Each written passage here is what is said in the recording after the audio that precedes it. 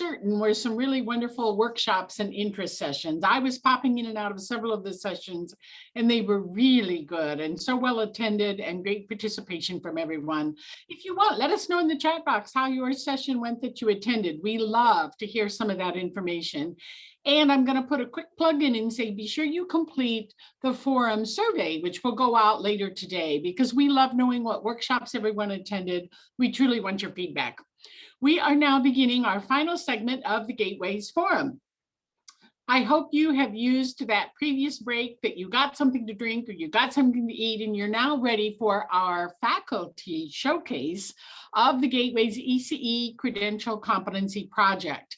This will be followed by our closing keynote presentation by Dr. Jamila Jordan from the Governor's Office of Early Childhood Development. We reviewed yesterday the Illinois Gateways to Opportunity Credentials Competency Timeline. So we are not going to go over that whole timeline again. It is part of the materials in the Dropbox as a reminder, okay? So the Gateways ECE Credential Competency Project that we're going to showcase here in a couple of minutes, last year in 2020, that was launched through an RFP process, is in pilot this year, 2021. Today, we are going to learn more about this innovative project. We're going to hear directly from the faculty at each of the institutions that were selected. And all I can say is they worked above and beyond in 2020 to get everything ready for this pilot that is now underway. I cannot speak highly enough of the effort, the high quality work that our faculty put in order to get the modules designed, developed, and ready for pilot. These faculty are going to share with you what they are doing at each of their institutions as we pilot, test, and evaluate in partnership with CBEN and as part of a national evaluation project. So remember, the ECE Competency Project report is in your Dropbox of materials, okay? So be sure you take a look at that if you haven't already.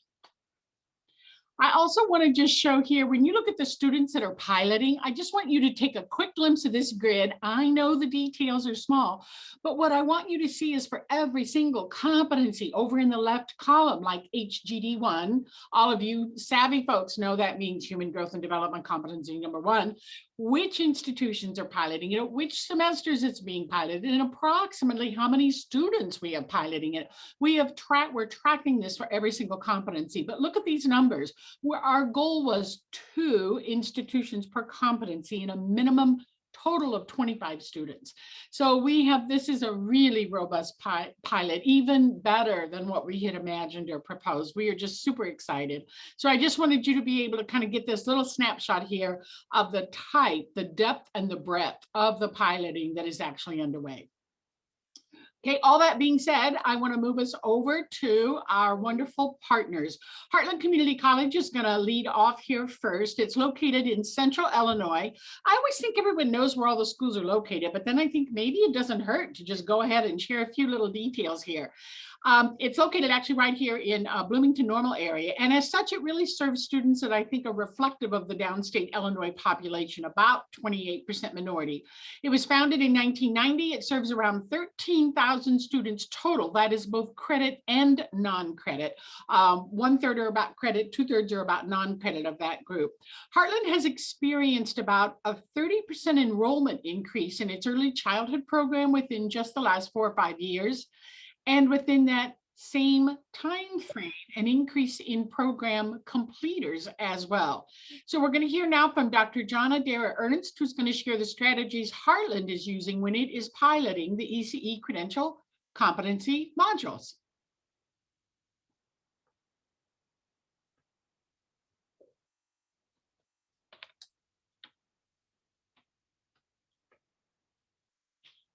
Grateful for the opportunity to talk about Heartland Community College's involvement in the. Reese is working on it on the back end, I know. We're thrilled to be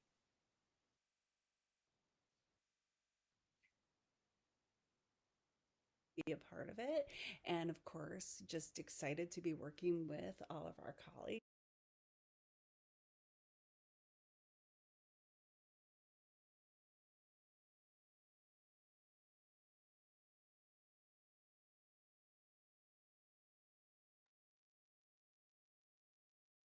and excited for this incredible opportunity overall. I want to start with some of the focus that we have on technology as Teresa, I am not hearing. really helping us individualize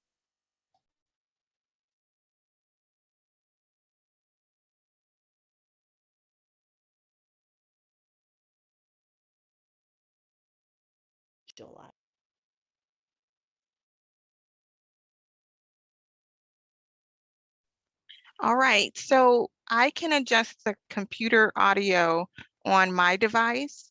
If you are at your computer, you'll have to adjust your own audio to be able to hear it. So I'll go ahead and start it over from the beginning since everybody didn't have a chance. At the bottom left-hand corner of your screen, you'll be able to adjust your volume here. So we'll go ahead and try this one more time, Joni. Hi, everybody. I'm grateful for the opportunity to talk about Heartland Community Colleges and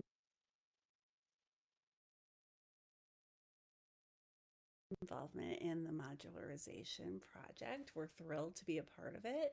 And of course, just excited to be working with all of our colleagues and excited for this incredible opportunity overall. I want to start with some of the focus that we have on technology, as technology is really helping us individualize a lot of what we're doing. I think about some of the individualized pathways I've tried to create in the past and how incredibly time intensive they were in terms of really creating not only the pathway into the course, but that individualization once students have gotten into the class. Technology hasn't taken that intensity away, but it's truly served to significantly reduce it. You'll see a couple different tools there. One of them is Master Pathways. Master Pathways we've used for a few years. It's a great rubric tool that allows us to extract data in a couple different ways. Badger is something new that we're using. We haven't deployed it yet, but from my understanding, it is very effective in terms of not only letting students see progress, but externally being able to report progress and letting students to take badges, for example, with them. One of the things that I'm incredibly excited about is that we've identified a team of community-based partners and are working together to identify and pilot existing assessments that would serve well as field-based assessments. These are assessments, many of which were developed as a part of the faculty fellows work, that would serve well as field-based assessments. And coupled with this, we're really looking even at a broader level as how some of these field-based assessments and even overall modules might work well as work-based learning opportunities or as part of apprenticeships overall. So we're really kind of thinking broadly in terms of opportunities to kind of flip the classroom. And so we're just using this opportunity to, kind of narrowly field-based assessments, but broadly really kind of mapping out work-based learning and apprenticeship opportunities and really kind of engage in some creative what if kind of thinking. All of this relates to our work on pathways in many different ways. So we really want to explore pathways and how to support individuals, for example, who are moving from their CDA to their level 2, or individuals who have attained their bachelor's degree, for example, who have not attained an ECE credential. We're also using this grant opportunity to support individuals who have stopped out from their ECE credentials. So individuals who, for example, we reached out to people who were 9, 12, 6 credit hours short of their associate's degree and asked them to come back and finish. And then we're really working with them to identify barriers towards completion and looking at what we could have done or what we can do differently in the future and how we can address those kinds of challenges. And so thinking about pathways in a variety of different directions. And so I was about to say it's nice seeing you, but I'm looking at my screen. So it's nice to share this virtual space, and I certainly hope that you are each well.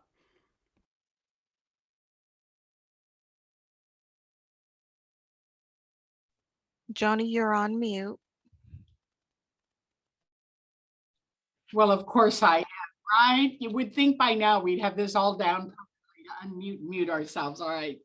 Well, next we have Northern Illinois University, and it was founded in 1895. They have around 17,000 students, of whom about half are diverse. It's located in DeKalb, and it's historically been one of our top Gateway's credential producers.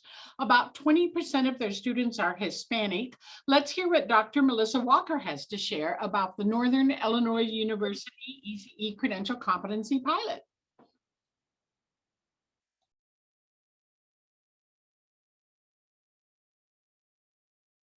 Hi, everyone. Thanks so much for offering me the opportunity to share about our pilot plans here at NIU. We actually got a jump start on piloting modules because we've been working with an instructional designer through our Center for Innovative Teaching and Learning since last semester, who's been building the modules in our learning management system for us. He was able to build us 12 modules that we're test piloting with students in our current child development courses this semester. In my correspondence with our instructional designer, he's been very complimentary of the content and design of the modules, and he told me that he can tell that they've been through a rigorous review process. I piloted 2 modules in my infant toddler curriculum course at the beginning of this semester, and initial survey results indicate that most students find the modules very engaging and useful in providing them with new knowledge and skills. One student said, "I like that it had hands-on activities rather than just readings, and the videos made it easy to follow and understand. It was much better than reading by myself. It also gave us the option of going back if we missed something." The major feedback I've received for improving the modules has actually been less about the module itself and more about my implementation of the module in the course. In true competency-based fashion, I assigned the entire module to students and allowed them to work on it at their own pace to get it done by the due date. One student said, "I believe next time it will be more beneficial if the module was broken down into different due dates, just because I have a lot of classes that are asynchronous and it became hard for me to balance the workload." From an instructor's perspective, I've been impressed with the work my students submitted through the module, and I can confidently say that those who passed the competency assessment demonstrated the competency. Some questions that arose as I piloted these modules from an instructor standpoint included: how to assess the formative assessments? How do I grade the competency assessment? And what do I do about students who didn't complete the module? For simplicity's sake in this initial pilot, I chose to grade all formative assessment activities on a pass-fail basis. And then I only assessed the summative competency using the embedded gateways rubric. If students achieved competency according to the rubric, then they received full points for the module, which was worth 10% of the overall course grade. I did not actually grade the assessment from a traditional grading standpoint. If students didn't demonstrate competency on the assessment, I provided feedback and instructed the student to revise and resubmit the assessment. Students have up to 3 attempts to demonstrate competency on the assessment, but so far I've not had any student that needed more than a second attempt. All in all, I would say that the initial piloting has been going well this semester, and we're learning and troubleshooting a lot along the way. We will continue to pilot modules embedded within our existing child development courses during the fall 2021 semester, but we also plan to pilot the modules with non-degree seeking early childhood professionals who are looking to advance their early childhood education credential beginning this summer. We'll be recruiting spring 2021 high school graduates and/or early childhood professionals who have a high school diploma or GED to pilot modules at the level 2 ECE credential. We will also recruit current early childhood professionals who are seeking to advance their credentials from level 2 to level 3 or from level 3 to level 4.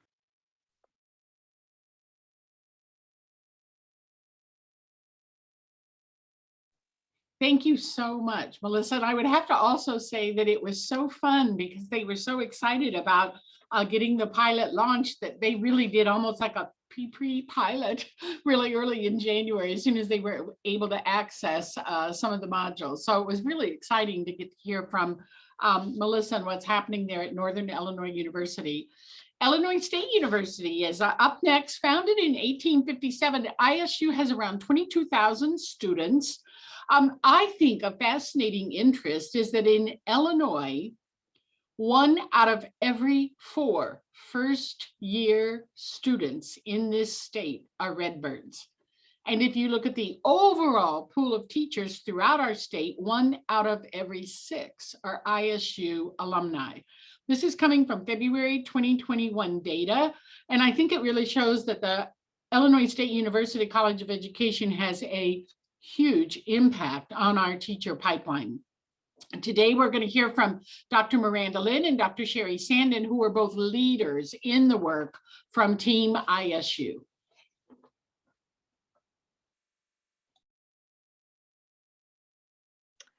Hello, we are facilitators of the ISU team for the Illinois Gateways to Opportunity ECE Credential Competency Pilot. I'm Sherry Sandin. I'm Associate Professor of Early Childhood Literacy at ISU. I'm Miranda, Professor of Early Childhood Education. Our ISU team consists of 6 faculty members in the Early Childhood Education program in the School of Teaching and Learning at ISU. Our goal for this project, in conjunction with the expectations laid out by this grant, is to facilitate the completion of competency modules by program participants, to evaluate the feasibility of the modules for supporting the professional learning of early childhood educators. Our team at ISU is going to pilot the modules in 2 cohorts. The traditional cohort will consist of traditionally enrolled ISU students, and the other cohort will consist of early childhood practitioners invited from local early care and education agencies and centers and family child care homes. For each group, our goal is to facilitate the participants' engagement with the developed modules and gather data that will allow us to evaluate the modules' use in supporting professional growth. For the first cohort, ISU will test the module with traditional students who are enrolled in the program. We have identified 10 modules to pilot. As these modules are aligned with the content we currently teach in the early childhood program at ISU, the 10 identified modules will be embedded across the courses we offer to the early childhood pre-service teachers or students enrolled in these courses that have modules embedded will be provided with a children's book as a token for their effort and time to complete the module. For the non-traditional cohort, we will pilot sets of modules with participants who are not enrolled as ISU students, but who are practitioners in local early childhood care and education agencies and centers, and in family child care homes. We identified 31 modules that to us seemed most appropriate to support the learning of that practitioner population. The modules for these participants will be uploaded onto our university learning management system, and the participants will move through them at their own pace and inclination. I will facilitate a social learning component for the practitioners by holding some monthly meetings for them to share their experiences, and also an online discussion board. But the completion of the modules by the practitioner participants will be mostly an independent endeavor. The practitioner participants will be financially compensated for the modules that they complete. One additional component that the ISU team is integrating with the pilot study is our own research study about the teacher identity of the practitioner participants and what kinds of supports seem to enhance their learning experience, especially in this quasi-independent format involving online modules. We are very grateful for the opportunity to be a part of this important work, and we will present all the data collected as soon as we're done with the pilot study. Thank you.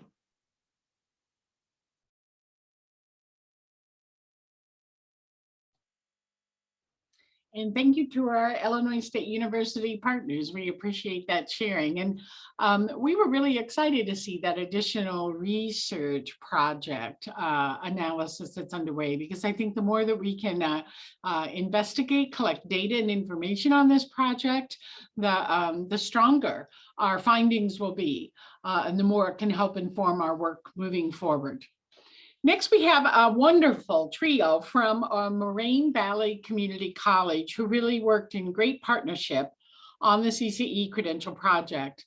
Just to situate Moraine Valley Community College a little bit, it has around 26,000 students. That's both credit and non-credit. It is actually our second largest community college in our state. I think most of you would know it's located maybe about 20-25 miles southwest of Chicago, and it serves a pretty significant Hispanic population.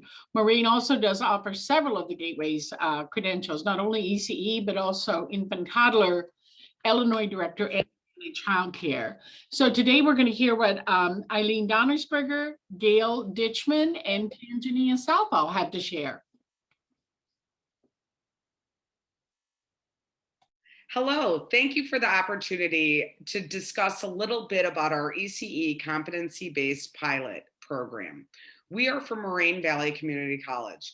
I am Eileen Donnersberger, and I am joined by my colleagues Tanzania Southall and Gail Ditchman. We began this pilot program early in January with the help of many departments across our college campus. Each of them played an integral role in helping us develop this pilot program to reach as many students that we are able to recruit into the program. Our timeline began in January, working with our instructional designer to embed 5 key competency areas into our courses, into the 5 courses that we will be offering in the summer and the fall. The competency areas in which we decided to embed and focus on are HSW, FCR, O&A, HGD, and CPD. In the fall, we will be offering in 3 courses, and we will be starting the program in the summer by offering the first 2 courses. Gail Ditchman will now take a little time to discuss the marketing recruitment efforts that we have been working on. Gail? Good morning. One of the things that we knew would be an indicator of our success of enrolling students in our pilot program is how well we marketed it. So we went to our marketing department and we asked them to create a logo for our program itself. What you see before you is that marketing logo and will be on all materials that are created. Additionally, we asked them to create a web page where we would highlight 3 different areas. The first area that would be highlighted are the basic facts about the competency-based pilot program. What is competency-based education? How many classes are being offered? What is the term for this pilot program? The next area that we wanted to highlight is Moraine's expectations for students who would be enrolling in the program. We wanted to make sure that they were committed to early childhood, that they were either currently working in an early childhood center or had a strong desire to be an early childhood teacher. We are hoping that all of our students will be willing to commit to the 5-class series in the program.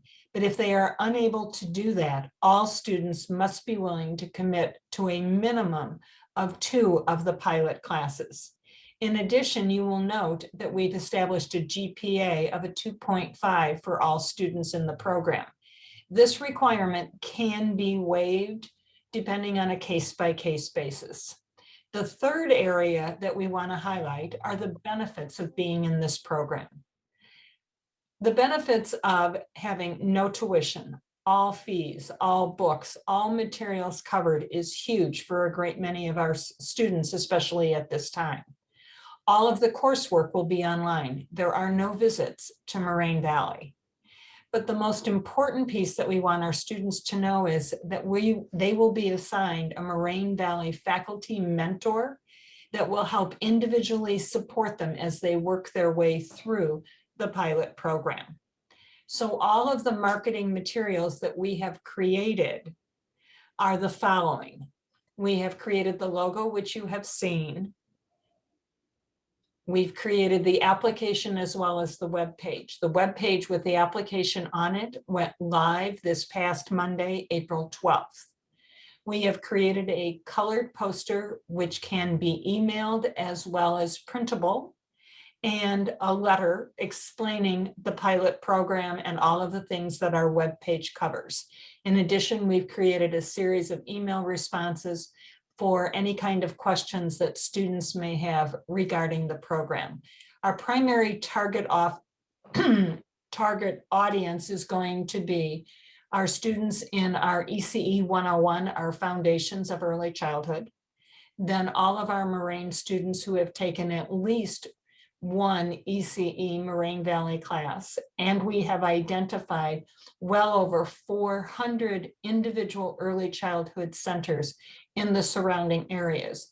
All of these groups will be getting our marketing materials. I'd like to turn it over now to Tangenia Southall, who will walk you through one of our classes.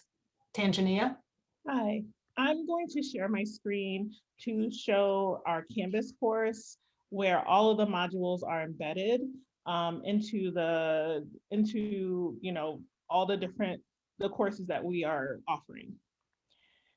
So this is an example of the HSW modules, which will be in our health, safety, and nutrition class.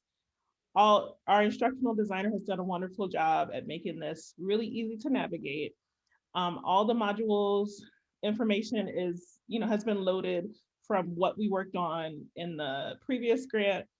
And you can see that the introduction, there's links to all of the different formative activities, and students can just click on these, understand what they're doing. They can click on all the links that lead to the open access materials.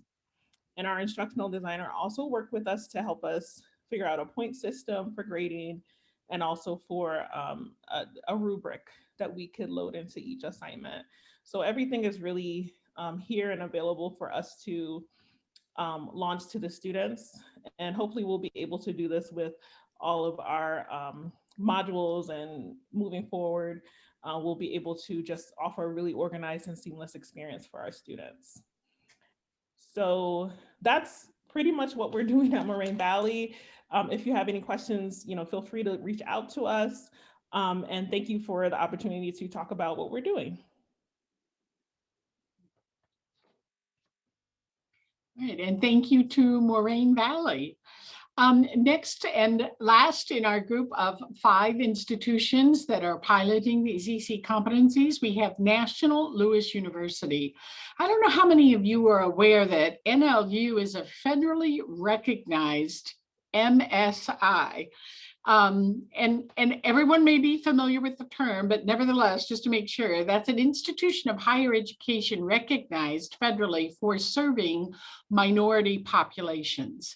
And then in 2016, NLU was also recognized as a Hispanic serving institution, or HSI. This federal designation is given to institutions who serve at least 25% Hispanic students. Founded in 1886 in Chicago, it's about 9,000 students. And of those students, about 80% are Hispanic or African American. And as we noted yesterday, NLU is also one of our top credential producers. So let's hear from Dr. Lisa Downey at National Louis University.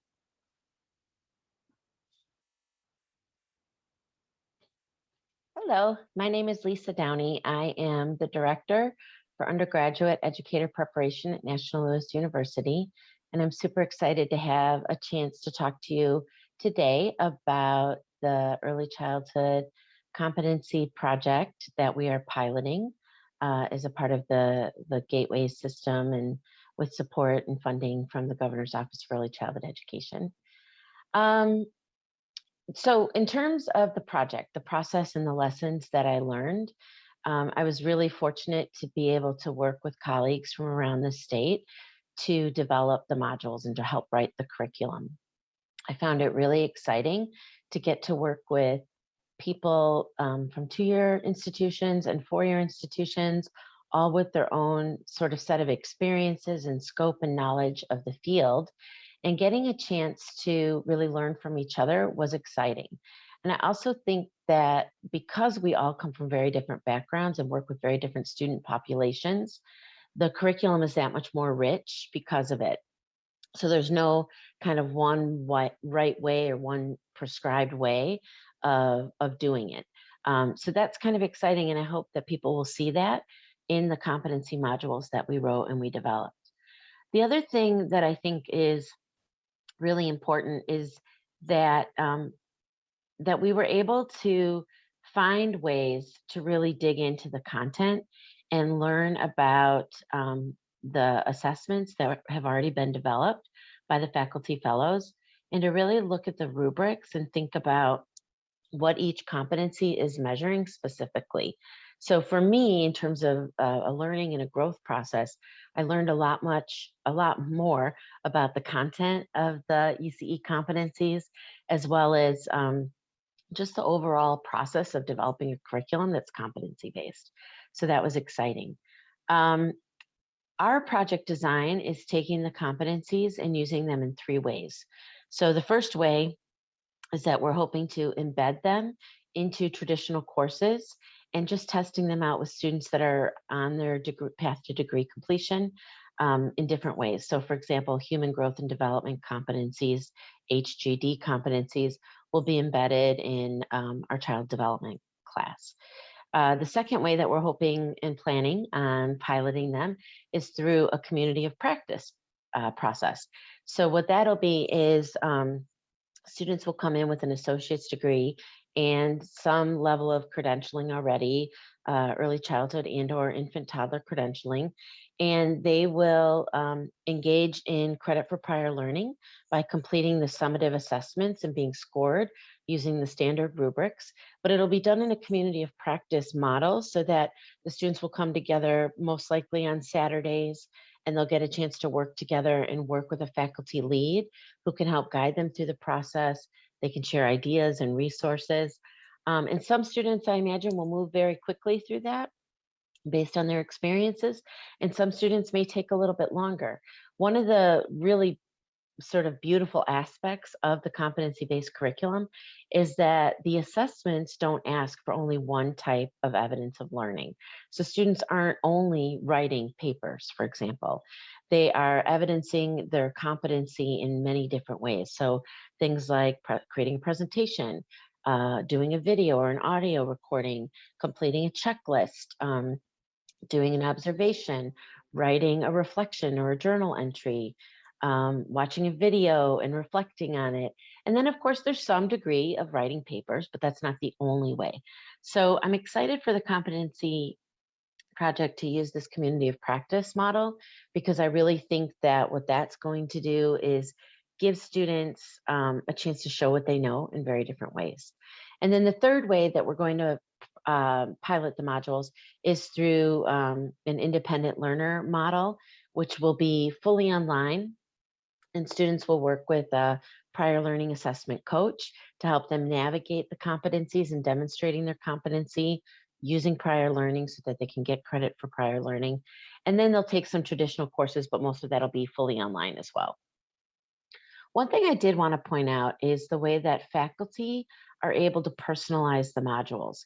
So for the pilot, we're really trying to stick to what's already in the modules in terms of the assessments and the rubrics, but the delivery can be personalized to some degree. So for example, in the traditional model, where we have competency modules that are embedded in a regular course, I could imagine taking the activities that are linked to formative assessments, and maybe in a face-to-face class doing some small group activities to get students to that same place.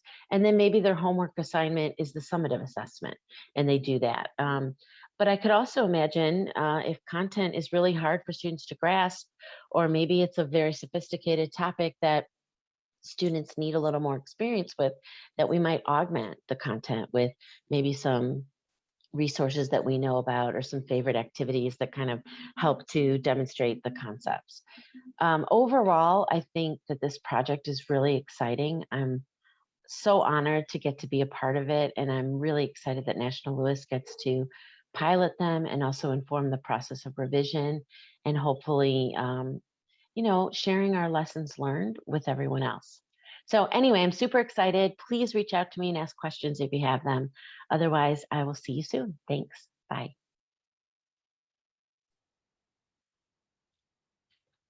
Thank you, Lisa. Very much appreciated. I think throughout all of these, there was such a common thread of excitement and enthusiasm from the faculty at these institutions, the work that they are doing.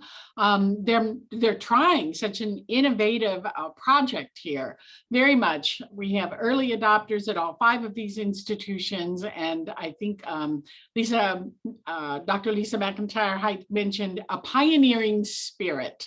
And I think that absolutely what we're seeing showcased by the individuals at these institutions. I do want to, a couple of points that I want to just make. You caught probably how instructional design teams are key partners in this work, aren't they? As we begin thinking about how to actually implement this. So that was kind of huge.